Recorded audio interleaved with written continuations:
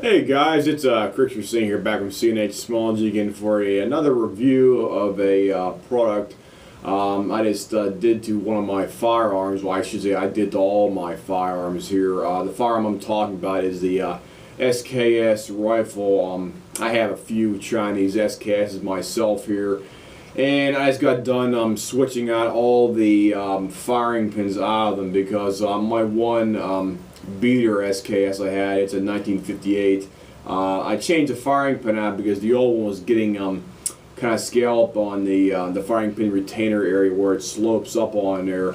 So I changed it out and I took it to my range, and I had a couple popped, or I should say blown primers. Basically what was happening was the new firing pin was going too deep into the primer on there as opposed to the older one, because I compared them side by side, and the older firing pin was working perfectly fine in my gun all the time after 500 rounds put through it for the past year, I say about 2-3 years already.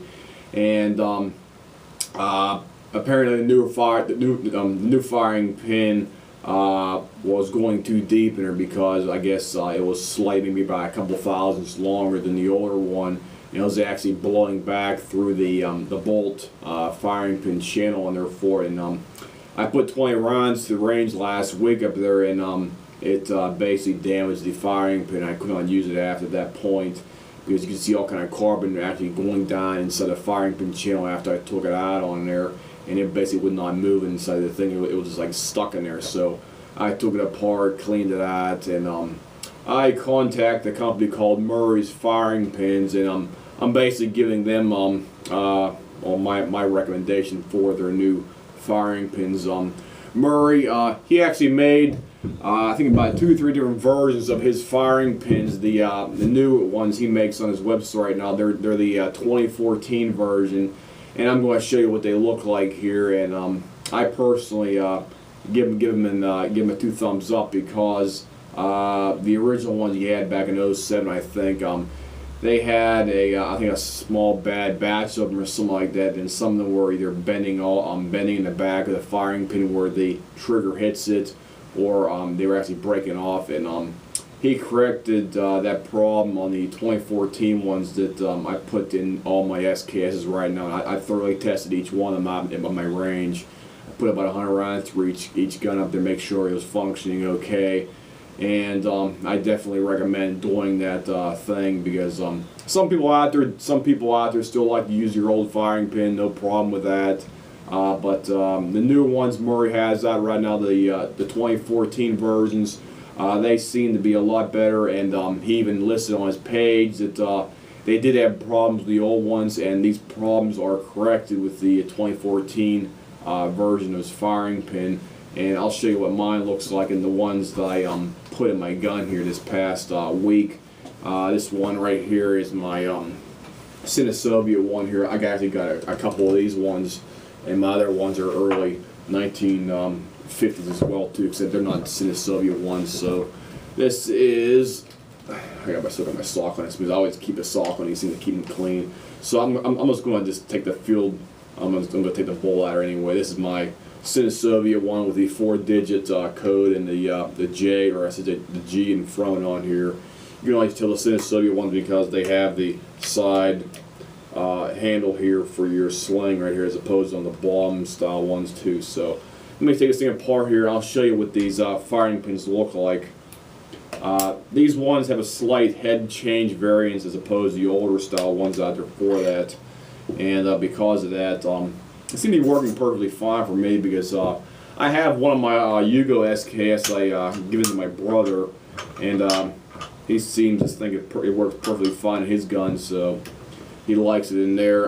The one I put in his gun was the older one, the 2007 version, and he takes it to range and up our cabin quite a lot of times, and it works perfectly fine. So I guess certain ones have different problems out there for them. So this is basically what my bolt looks like right here. I'll give you a close-up examination of what this one looks like right here. I'm going to give my hand cleaned up, because I got some oil on this thing here anyway.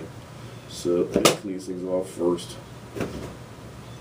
Yeah, I should mention, out of all the SKs I have, this one right here, for whatever reason, it seems to be that whenever I have it, the bolt completely spick and span clean out there. I clean off the brake and everything else.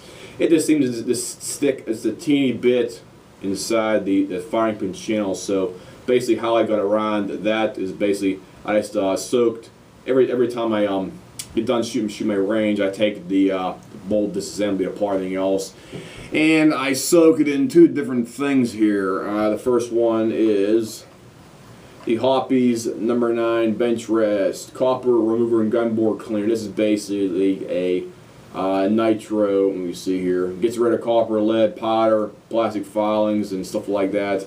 I soak in that for a couple minutes, and I take it out, blow it out, and I soak it in Hoppe's number 9 cleaner as well too. Because number 9 seems to be like a lubricant and cleaner as well too. So that's what I have. Basically, this thing is like partially. Basically, what I do is I soak it in here and then just blow the bolt completely out. So it leaves just a teeny bit of residue on the bolt itself, so that will not hinder the firing pin's action to function properly, because this thing's a spring-loaded firing pin now, as opposed to the old style one that had it originally here. Because the old style one, this bolt has to be completely clean. It cannot have any debris or carbon buildup anywhere in the bolt, because it will cause a possible slam fire issue for it as well too. So the older firing pins, the original ones, they have to be completely spick and span clean in there. The newer ones, like this Murray one that I have in here right now, the 2014 equivalency of it, you can have, basically, like I said before, you can soak in some cleaner and just do that. But this one, I think it has a couple little grooves on the inside of the firing pin retainer thing there, and it hangs up just a teeny bit on here, because it seems to function perfectly fine after I put it in carb solution and stuff like that and blow it off and put it in the Hoppe's clean as well too. And this basic thing, it's nice and tight in here, nice and smooth. It doesn't have any resistance, because you can hold these things up to your ear and you can hear the firing pin mechanism going back and forth with the spring-loaded part on here. These firing pins, they have the spring. You can put on you put the spring on 2 different ways. If you put it on a tight end with the facing in first like that, it has like gripper ends where it grips the base of the firing pin top part, the taper part, where the firing pin goes in that primer, or you can put it on the other way. It really doesn't matter, but Murray recommends the gripper end going facing the bottom of the firing pin part as opposed to the other way around. So this one, I believe I have it the opposite way, because whenever I put it in there originally with the gripper end facing down, it was just hanging up as a teeny bit down side, or so I just flipped it around, so it doesn't seem to be causing any problems ever. So I'm not going to be concerned about that anyway. So let me take this thing, I'll show you what it looks like down here. Okay, here you go, guys. Let me get a better picture here for you guys first. There we go. Hold this thing, get my camera situated here for you. Okay, see, this is what the new firing pin looks like here. They have the steel top, or this top stamp that says Made in USA on the top. He has a rear change on the back on here, as opposed to the thing being flat. Let me put this thing down straight on the ground like this.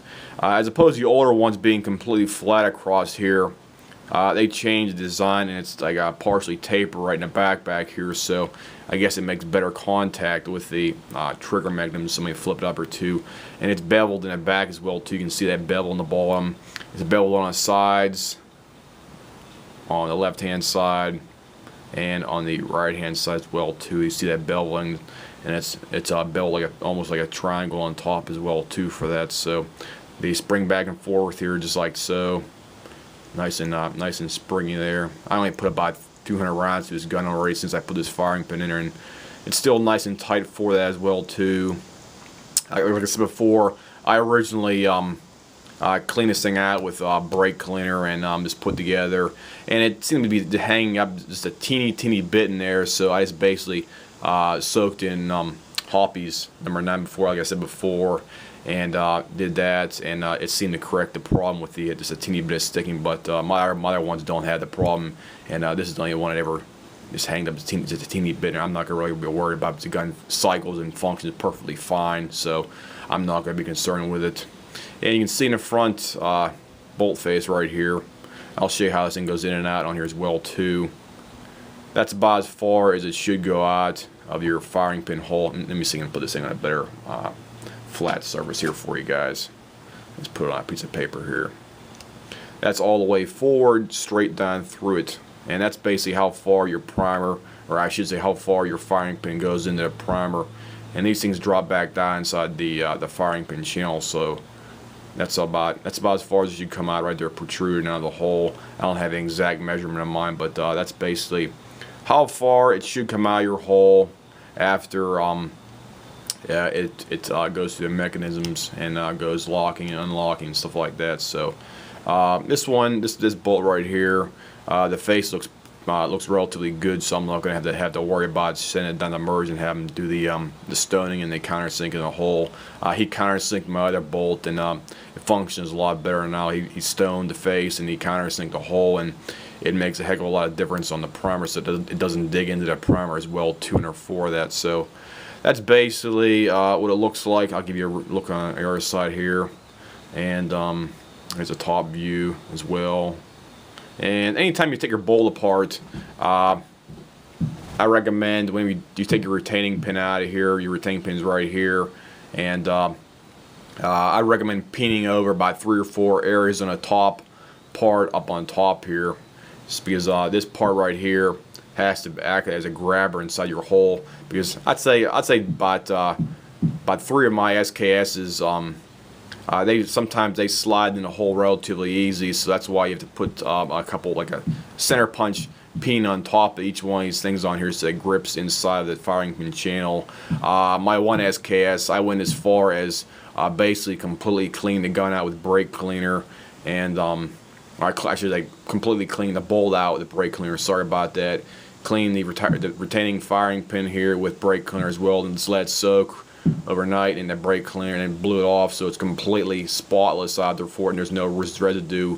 And I went as far as putting red Loctite around here, around the base on here, then leave it sit for about 24 hours. You have to be very careful when you put Loctite on things, especially the bolt like this one right here.